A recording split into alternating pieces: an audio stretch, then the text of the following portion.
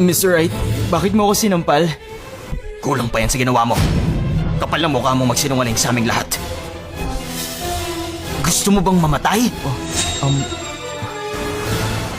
Ang taong tumulong sa apo ko ay si Liam Smith. Mana ka rin ba na pamilya Lewis? Malupa nang lagay ng anak ko. Tulungan mo ko.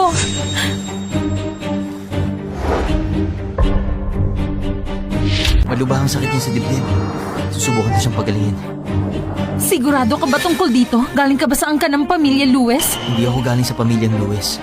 Pero gusto kong tumulong sa inyo. Pag-isipan mo na mabuti.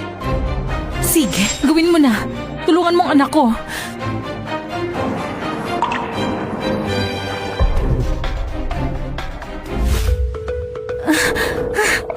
Anak ko! Ayan. Mukhang okay na ang kalagayan niya.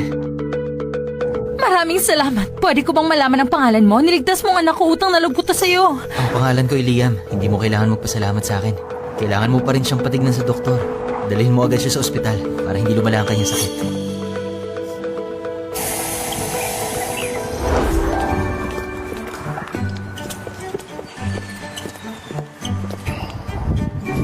Mahal, pumasok na tayo sa loob. Sige.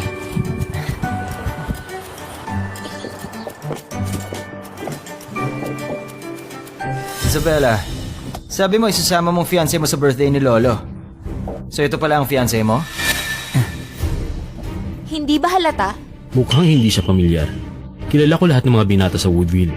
Bago ka lang ata dito. Hindi ako galing sa kahit anong maharlikang pamilya. Ako'y ordinaryong tao lamang. Isabella, nababaliw ka na ba? Pumapatol ka na sa mahirap ngayon? Iho, hindi mo ba alam?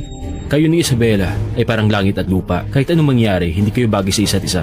Ngayon pala makakalis ka na. Kapag ikinasal si Isabella, nagkakaroon siya ng karapatan sa kayamanan ng pamilyang Lewis. Tutol ako sa kasal niyo. Mahalaga ang reputasyon ng aming pamilya. Paano namin siya hahayaan magpakasal sa isang kagaya mo? Narito ang 1 milyon. Umalis ka agad sa harapan namin.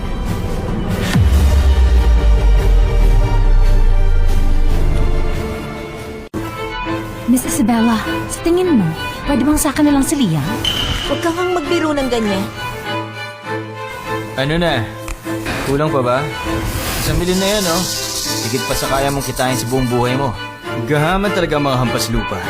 Iho, huwag ka masyadong sakim. Tama na. Tito, Jacob, anong karapatan nyo na pakialaman ako sa kasal ko? Isabella, tito mo ako. Paano mo ako napagsasalita ng ganyan? Siguro nga'y dapat kitang respetuhin, Tito.